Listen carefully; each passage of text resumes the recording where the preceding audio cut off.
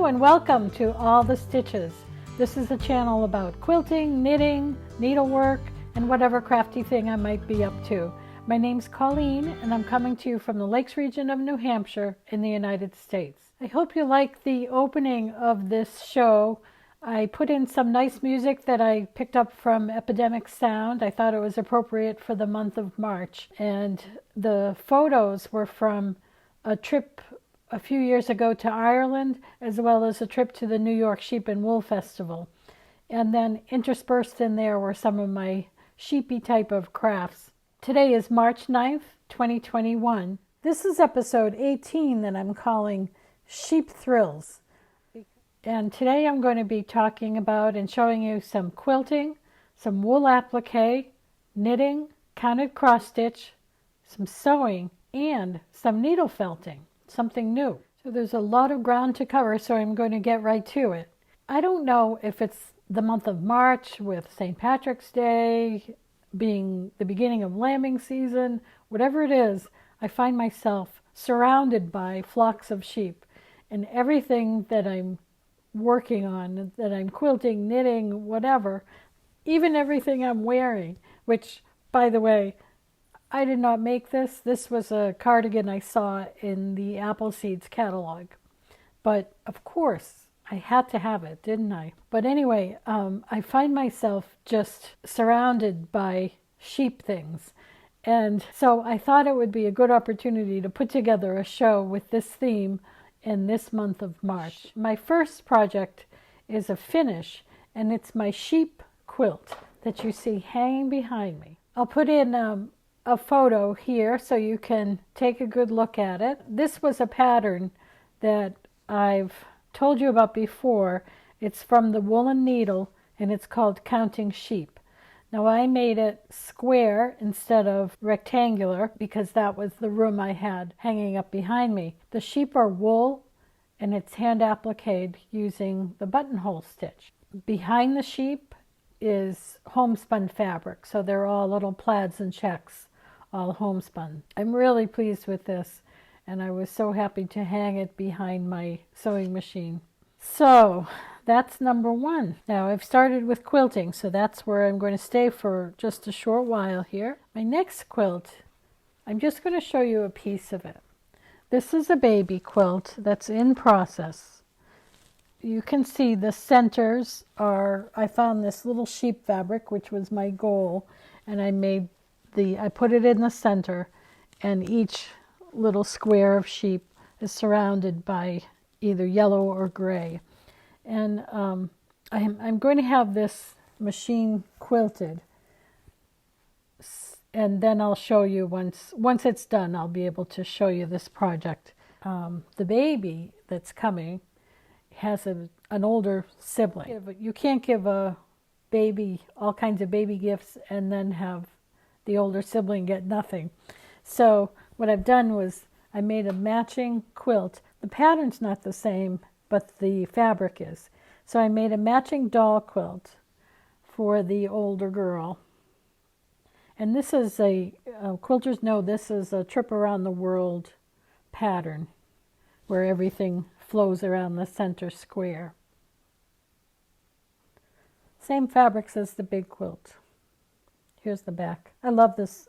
This fabric is really sweet. My next sheep is this.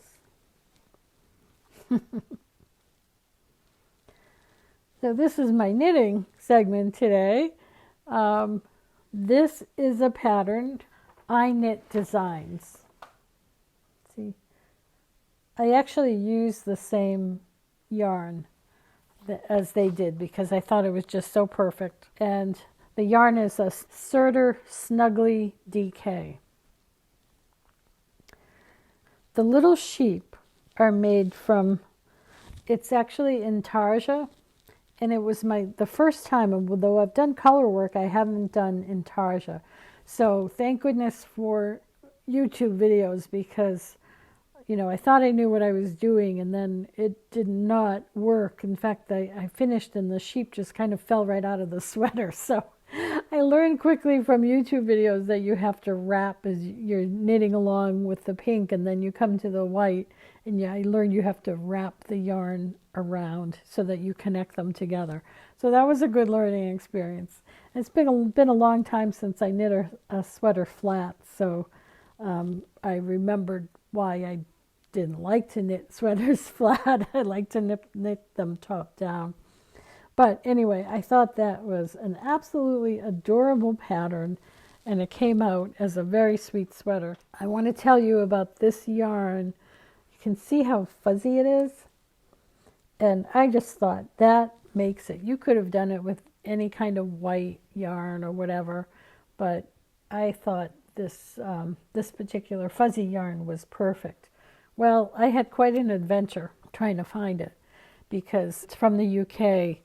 Serter is, and there's not a lot of suppliers in the US. So I went on a mad search for it, and I finally found it. I found a skein on Ravelry. So some individual was selling a skein. So she was out in California, and this was at really the beginning, the height of the post office problems.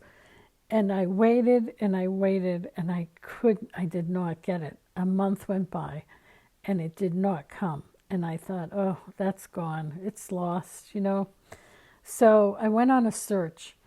And, I worked for law firms for many years. And I had a boss many years ago that said to me, because I was working on a project that, I had to find some information. And I just couldn't let it go until I found it. And that's just how I am.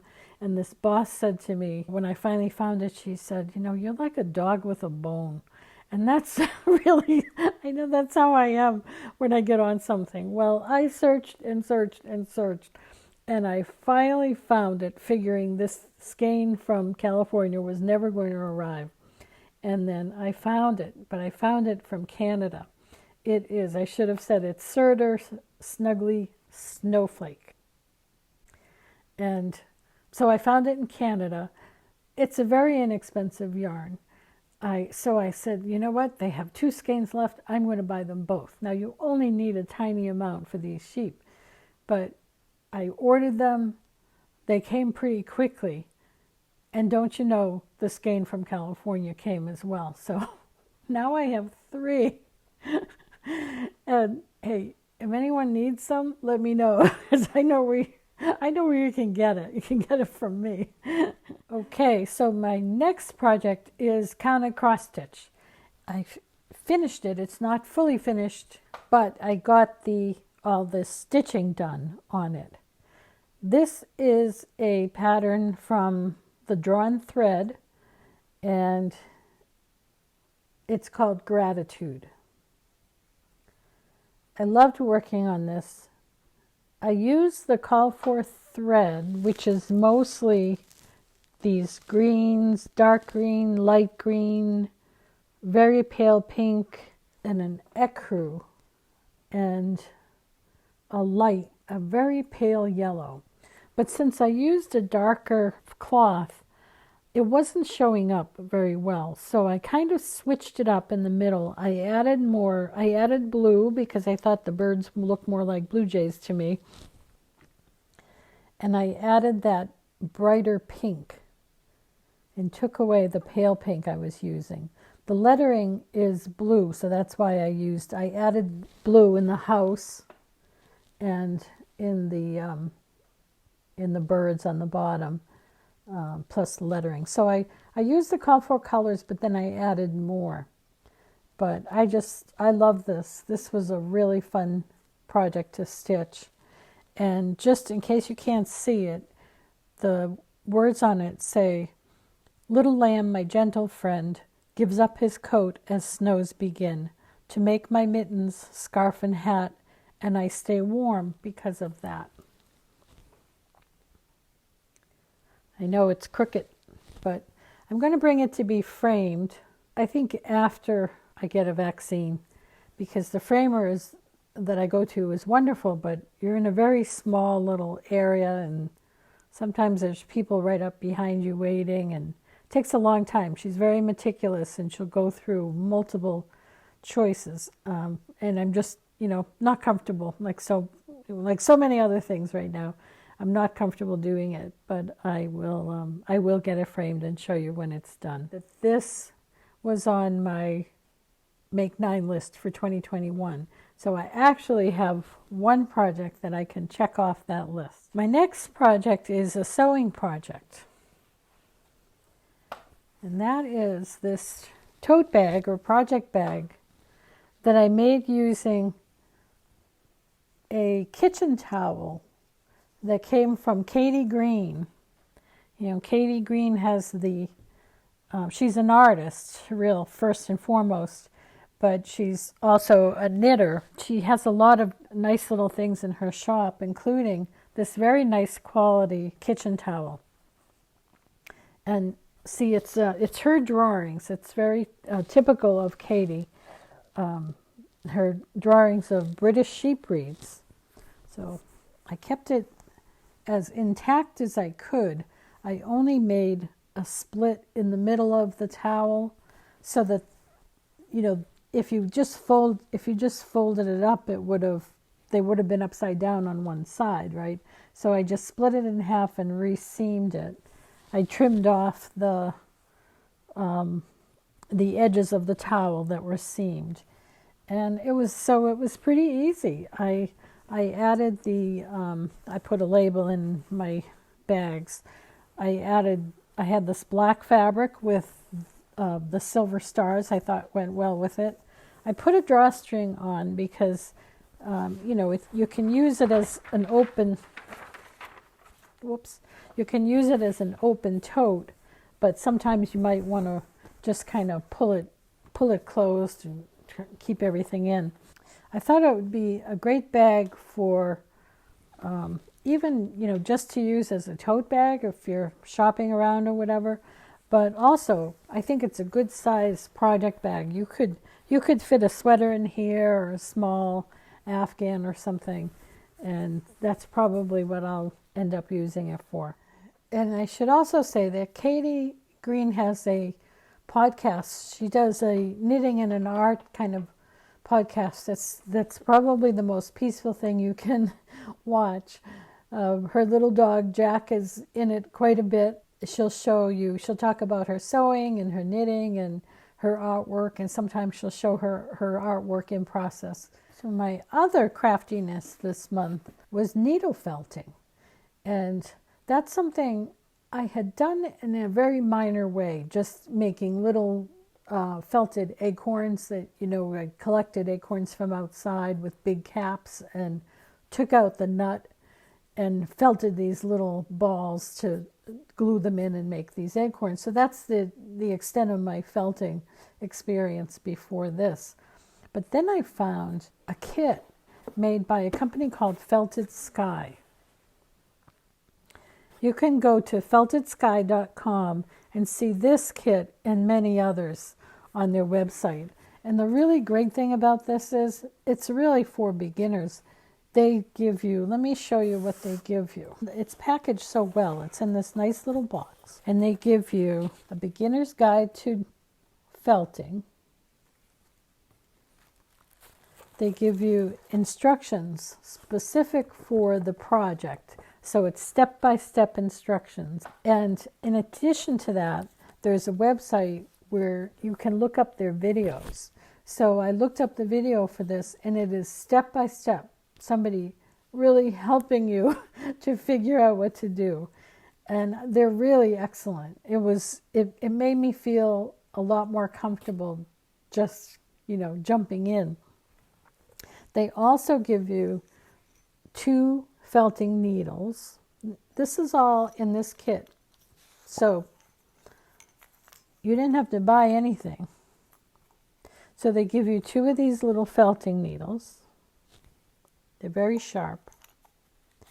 And they give you all the fiber that you need for the project. Now I've done this project and I still have all that left. I could easily make another one. They also give you the fabric, like a piece of linen that you put the design on, and they give you a wooden hoop that you can frame it with. So, it was $35, but you get everything you need. And I thought it was a good price, and I thought it was well worth it. And the way it was presented and everything was great. So the only thing you need to buy, or maybe you have something like this, is you need a foam board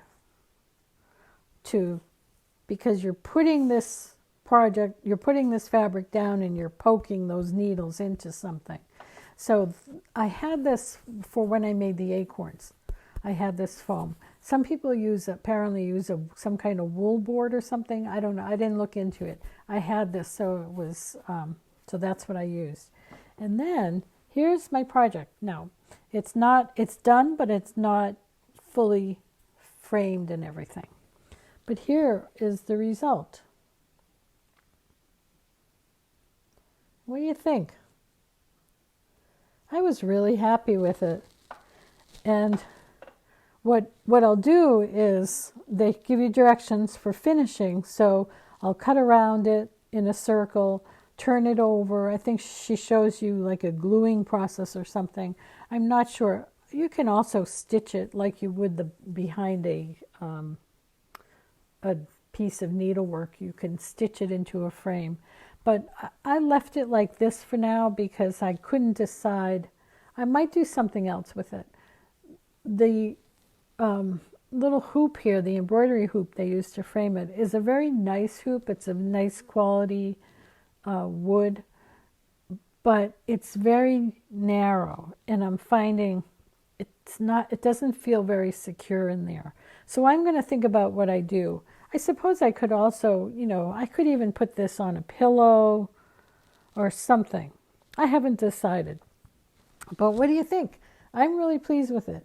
Now, it's not exactly like the like the cover.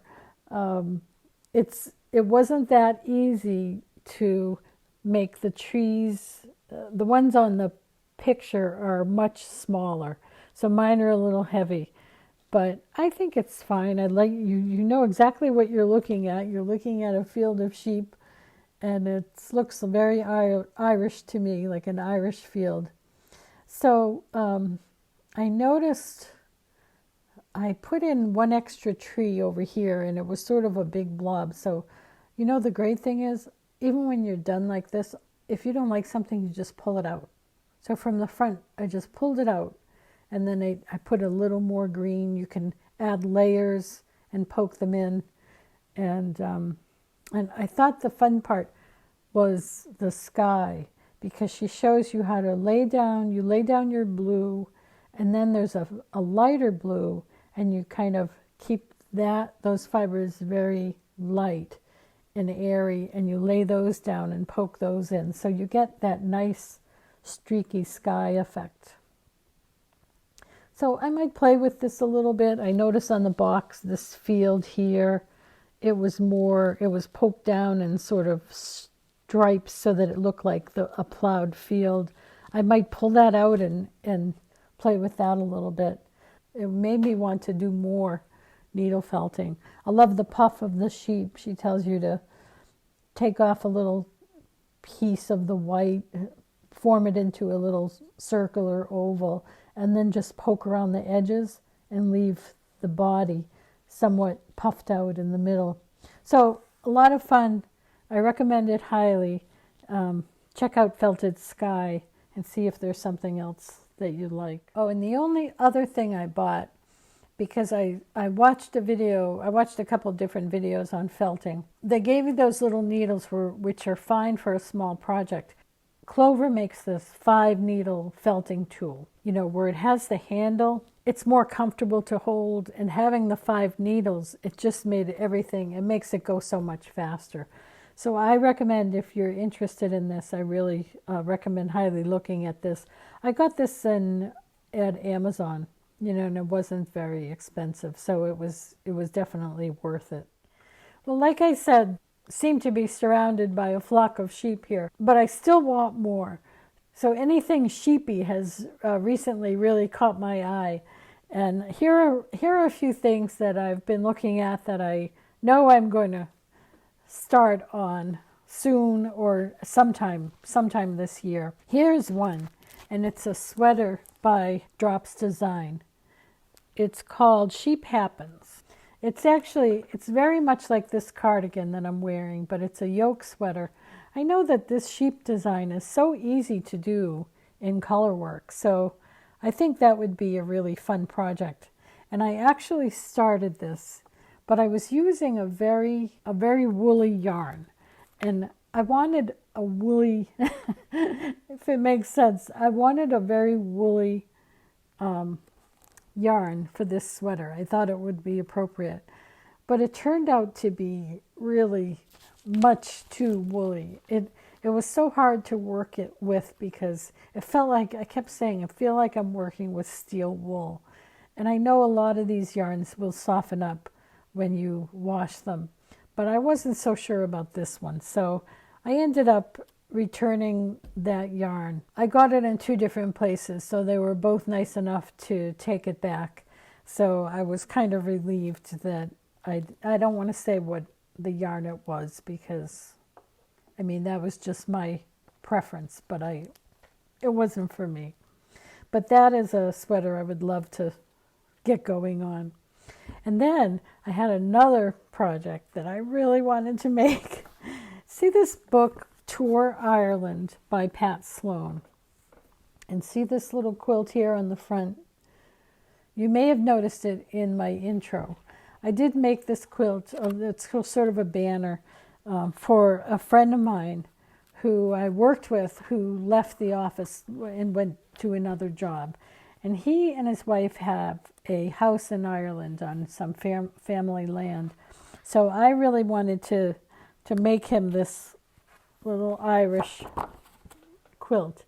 And they loved it. They actually hung it in their house in Ireland.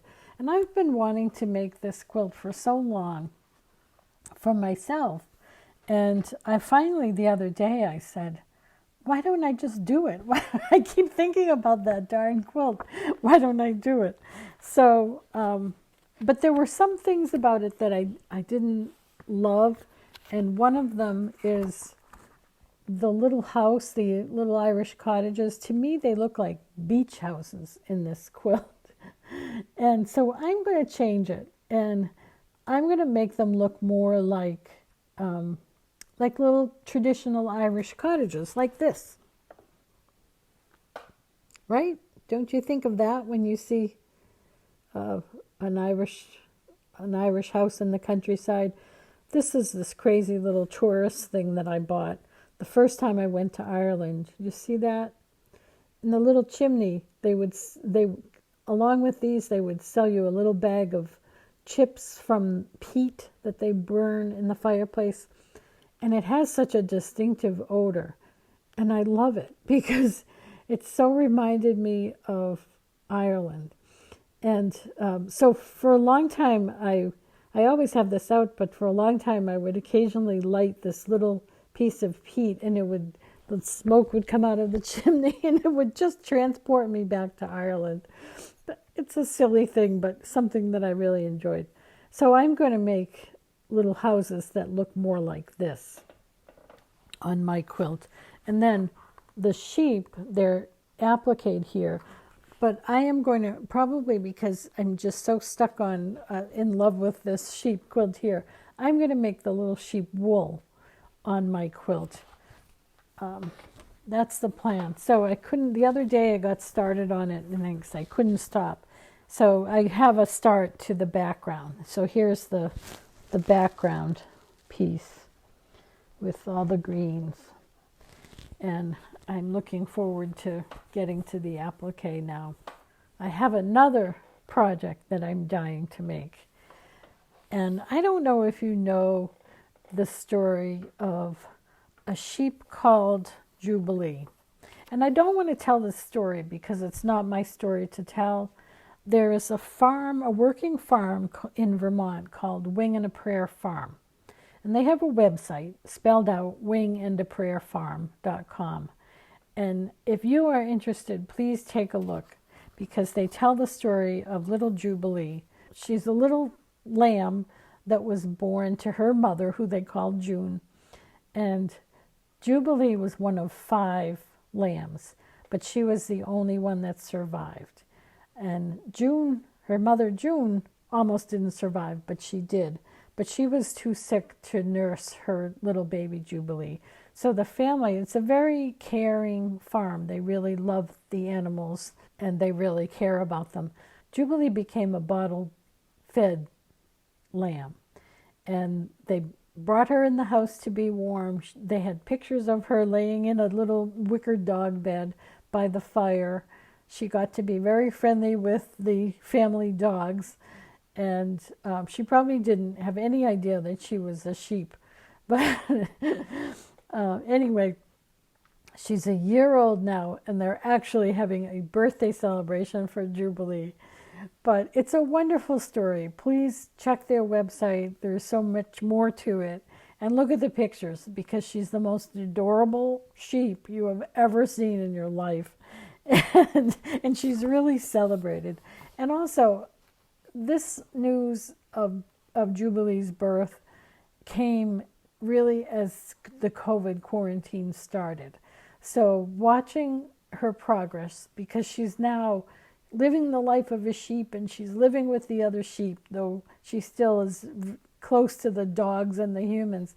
But her story over the last year has been a really wonderful and positive story to follow. So that's why I'm talking about Jubilee, the sheep that I never have met or seen, but I love her anyway.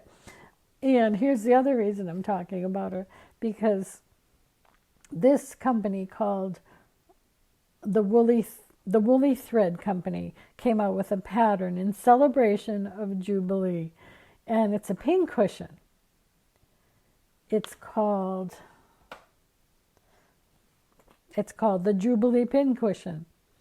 And this is something else that I have been dying to make. I think because I just fell in love with little Juby, as they call her, I decided I have to make this. And I happen to have in my stash the red and blue wool and a few other things. The only thing I didn't have to make her is the roving, the natural wool roving. So I went online and I found a small package of wool roving. This came from, where'd it come from? thewoollythread.com. So now I have all I need to make Jubilee the pin cushion. So I am going to do that soon, and I'll show you the results of that. So the one thing I want to share with you before I talk about my something old is I found a new podcast, and for knitters, well, for wool lovers and for knitters and for people who just enjoy pleasant podcasts, I found one called Carla Knits Podcast. And it just came up on my screen from YouTube as a recommended podcast. And she just started it. There's only a few podcasts up now, and I can't tell you, I have enjoyed these so much. She's so pleasant. She's so sweet. Her projects are beautiful. She does some beautiful knitting. She has a great color sense. I've really enjoyed that. And also, so many things that she's knit or talks about knitting, because I say, I made that too. In one of her podcasts, she talked about starting the Felix sweater, and she was using a Queensland yarn, and it kind of piqued my interest, and I thought about it, and I said, wait a minute, she's talking about the Queensland Kathmandu yarn. And hadn't I just days before decided to make the Felix sweater, I put it on my queue in Ravelry, and I decided that this was the yarn I was going to use, and it's Queensland Kathmandu Aran yarn. Her yarn is a deeper pink, almost a raspberry. It's gorgeous. The one I had is this lighter pink. It has a gray fleck in it. But I just thought it was so funny. And then she said, oh, she had bought it years ago on sale. Well, I had bought mine years ago on sale. In fact, the store I bought it, it's long out of business. So I just thought it was another thing that we had in common that we were just happened to do at the same time. So it's been fun back and forth with her, talking about our Felix sweaters. On top of that, in her setting, she had this old antique quilt behind her that was a grandmother's flower garden. It looked like from the 30s with 30s fabric. So I asked her about that quilt, and she let me know that it was her husband's grandmother who made the quilt.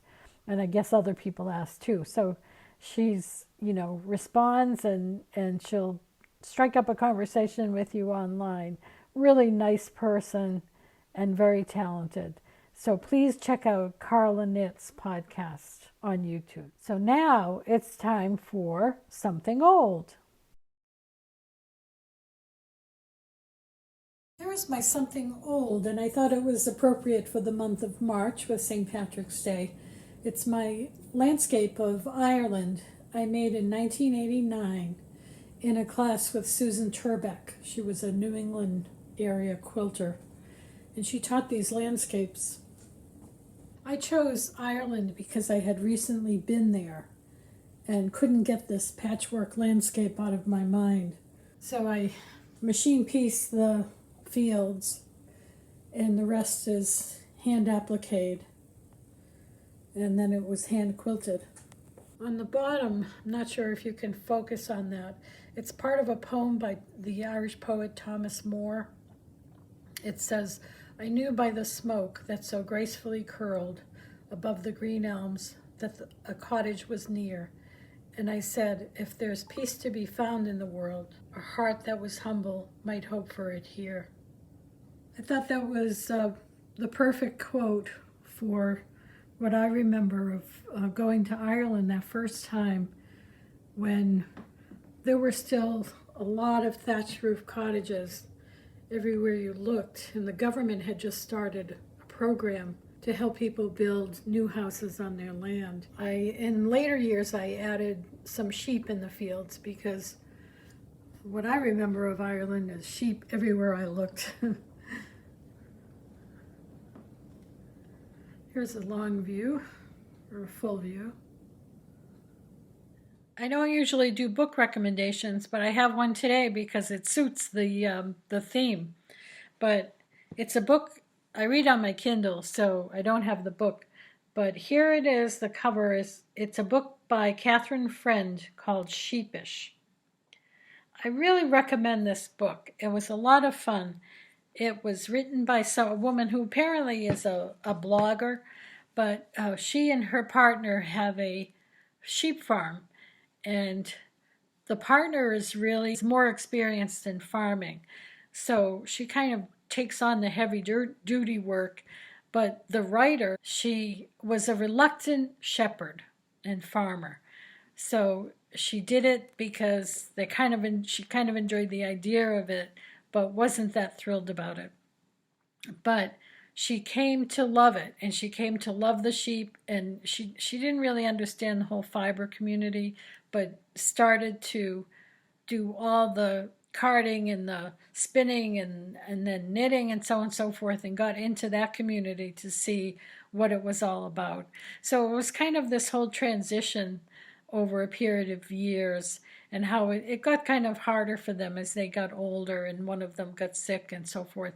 But it's a really great read. I have to say I learned so much about sheep, because it was just very interesting to hear about how their sheep are good for the environment, unlike other animals, and unlike cotton. I guess to manufacture cotton is very bad for the environment.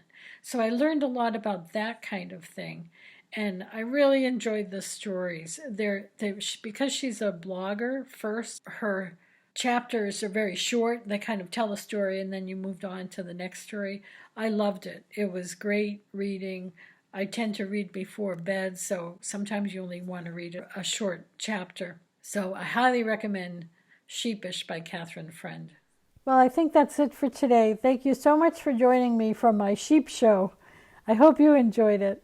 I'll see you next time, and until then, I I hope all of your stitches bring joy.